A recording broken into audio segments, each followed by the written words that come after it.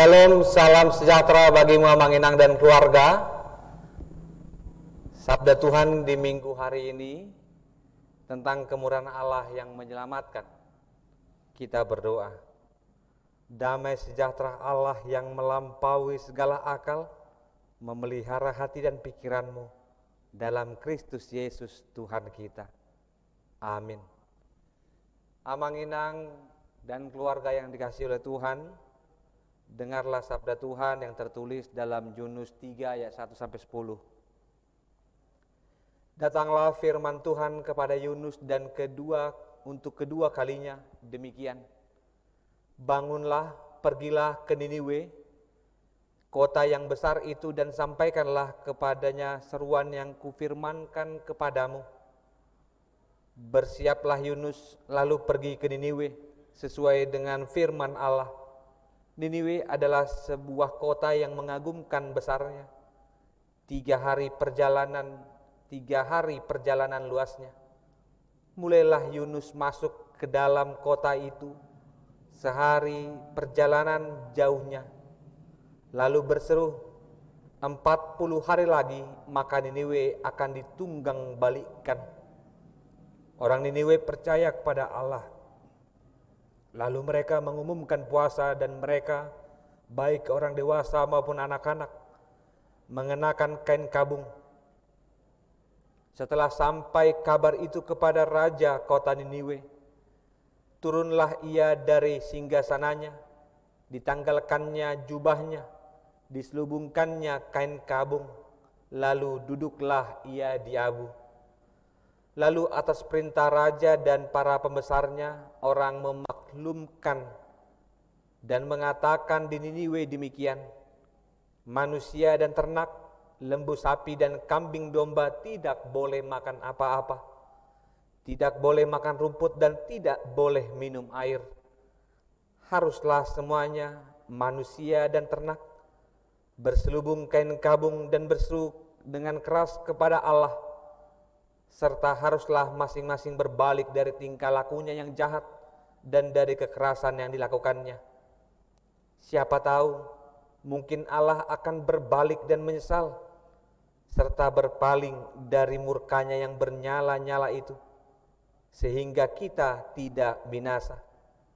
Ketika Allah melihat perbuatan mereka itu, yakni bagaimana mereka berbalik dari tingkah lakunya yang jahat, maka menyesallah Allah karena malapetaka yang dirancangkannya terhadap mereka, dan ia pun tidak jadi melakukannya. Demikian sabda Tuhan. Saudaraku yang terkasih dalam Tuhan Yesus Kristus, setiap orang ingin diselamatkan. Ketika kita melihat banyaknya pergumulan yang dihadapi oleh setiap orang saat ini, pergumulan ingin diselamatkan dari krisis ekonomi, diselamatkan dari rasa sakit, dan yang paling besar adalah diselamatkan dari keberdosaan yang telah dilakukannya. Setiap orang ingin mendapatkan tempat untuk diselamatkan, dan tempat yang ada tak mampu memberikan ketenangan dan kenyamanan. Setiap kita dan saya menginginkannya untuk segera dilakukan oleh yang mampu melakukan. Minggu ini kita ditawarkan kembali kebesaran Allah dalam kemurahannya. Allah yang telah menetapkan sebuah janji bahwa Niniwe akan dihancurkan dengan seorang perantara yang disebut dengan Yunus. Namun perubahan sikap, perubahan pola hidup, metanoia, adalah cara di mana Allah menyelamatkan. Bapak Ibu yang terkasih dalam Tuhan Yesus Kristus, Niniwe adalah sebuah kota yang mengagumkan besarnya.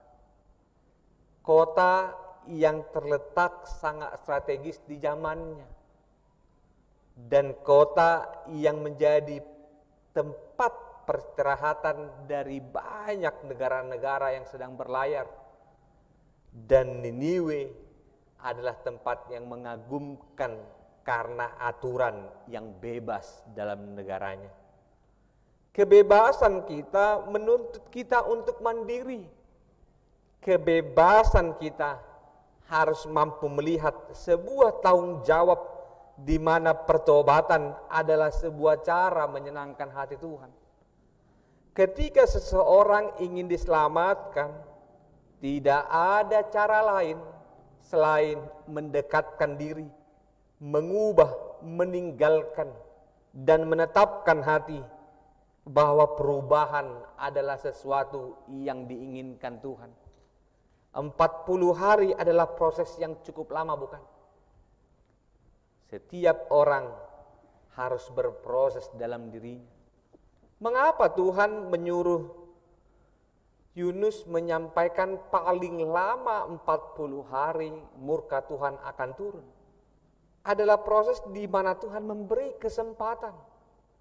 Selagi ada nafas, selagi hidup masih ada, saat itulah pengharapan masih ada. Ketika kita berhadapkan situasi yang sama dengan kondisi kita saat ini, bahwa dunia sedang sakit, dunia membutuhkan obat, bumi membutuhkan cara.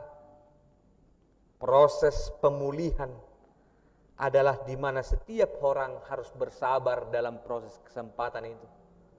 40 hari adalah cara di mana Allah memberikan kesempatan dan ingin mengubah perintah yang disampaikan kepada Yunus adalah perintah pertobatan, bukan penghancuran.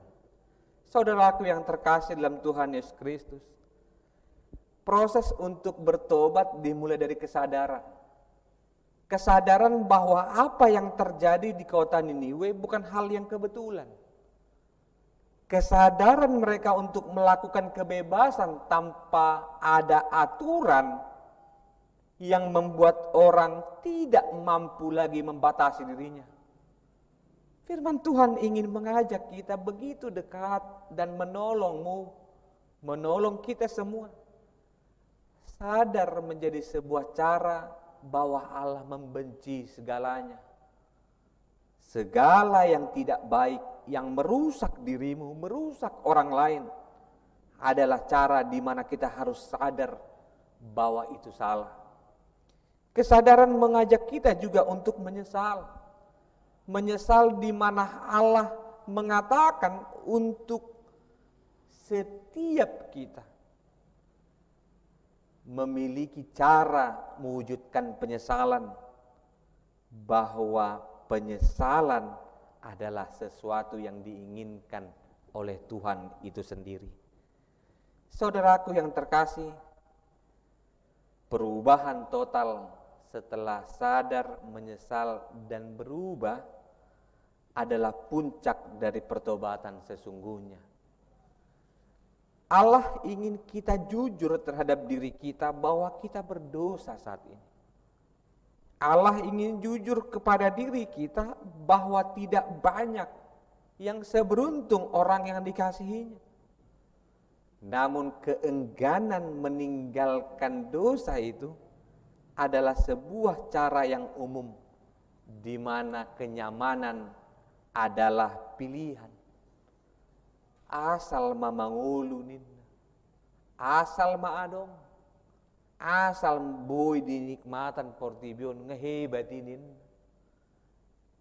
Firman Tuhan mengajakmu dan saya untuk melihat dengan lebih dekat bahwa Allah memiliki kuasa untuk memberhentikan murkanya, bukan memberhentikan sikap-sikap kita. Ketika Allah ingin menghancurkan, menunggang balikkan Niniwe, Dan Allah bertobat, menyesal, berbalik sebagaimana harapan dari orang-orang Niniwe. Bahkan dari tingkat raja sampai tingkat warga masyarakat berubah. Apakah Allah telah salah? Apakah Allah telah salah jalan untuk menetapkan rancangan penghancuran itu? Apakah Allah tidak malu untuk menarik perkataannya? Disinilah teologi kitab Yunus yang ingin mengantarkan kepada kita bahwa keselamatan bukan hanya milik orang-orang Israel semata. Dan disinilah keengganan Yunus untuk menyampaikan perintah itu. Yunus merasa dalam eksklusivitasnya melihat bahwa keselamatan hanya milik mereka. Dan Yunus tidak menginginkan pertobatan itu. Dan keengganan Yunus disertai dengan pelayanan yang setengah hati. Namun ketulusan dan kepenuhan hati Allah lah yang ingin menyelamatkan Niniwe dalam ketidakkenalan mereka terhadap Yesus. Terhadap Allah yang besar dan Yesus yang kita imani adalah sesuatu yang rahimi dan hadir dalam diri kita. Allah ingin menawarkan bahwa keselamatan adalah universalitas, bahwa keselamatan adalah milik segalanya. Orang yang mau datang dan mendengar dan berubah. Dan kesempatan yang sama juga kita dipanggil oleh Allah untuk mewartakan keselamatan dunia ini.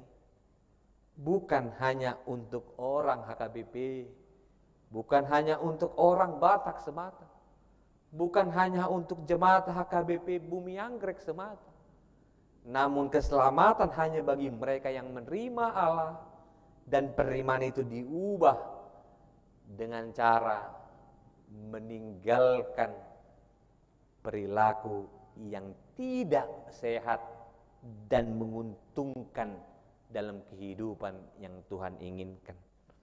Saudaraku yang terkasih, banyak orang mungkin tak seberuntung mereka yang dimampukan oleh Tuhan untuk bertobat secara total. Kilat, namun kita yang jatuh bangun pun adalah sesuatu yang sangat menarik dalam proses untuk pertobatan itu.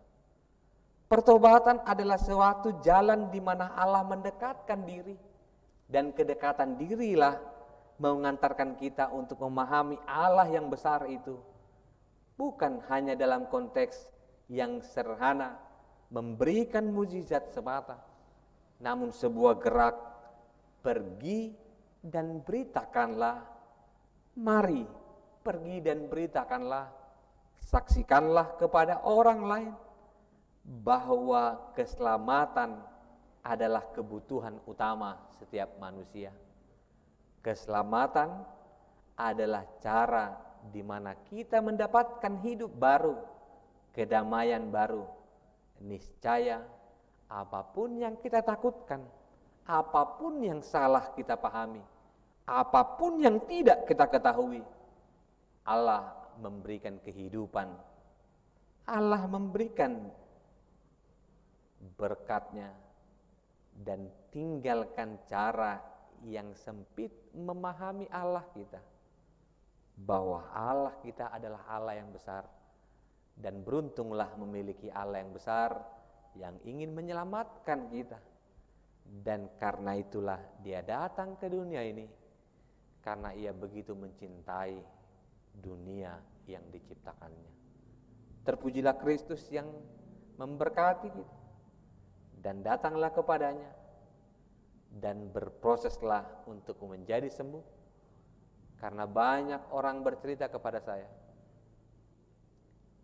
orang untuk menjadi sembuh tidak langsung makan obat sembuh, bukan? Tidak hanya datang ke dokter sembuh, bukan? Namun seorang harus berproses untuk sembuh. Dia bersabar untuk minum obat, bersabar untuk menahan emosinya, bersabar untuk memahami pola pikirnya, bersabar untuk memahami bahwa setiap rancangan Tuhan adalah lebih baik daripada rancangan manusia. Bersyukurlah punya Allah yang besar dan sampaikanlah bahwa aku membutuhkan keselamatan dari Tuhan. Tuhan mengasihimu. Amin. Kita berdoa. Tuhan Yesus Kristus, kami mengucap syukur bahwa sentuhan Allah yang menyelamatkan adalah sebuah kesempatan bagi kami untuk berkarya dan membuktikan bahwa mengikut Tuhan adalah proses untuk memerdekakan kami, memerdekakan orang sekeliling kami. Dan Tuhanlah memakai setiap orang yang mau mendengar, dan ajarlah kami Tuhan tidak setengah-setengah untuk melayani Tuhan, namun pelayanan yang boleh kami berikan dan kesempatan yang Tuhan berikan adalah sebuah pelayanan kesaksian, di mana kami boleh saling berbagi kebaikan Tuhan, berbagi keberkat Tuhan, dan berbagi kesempatan bahwa Tuhan memberi kesempatan itu kepada setiap orang. Biarlah keselamatan dari Tuhan memulihkan kami dan setiap orang yang berseru kepada Tuhan pada waktu yang Tuhan inginkan. Kami boleh pulih, kami boleh selamatkan, dan negara, bangsa, dan bumi ini boleh semakin dipulihkan karena pengenalan akan Tuhan yang begitu mengasihi dan memberkati kami dimanapun kami berada. Terpujilah Kristus. Amin.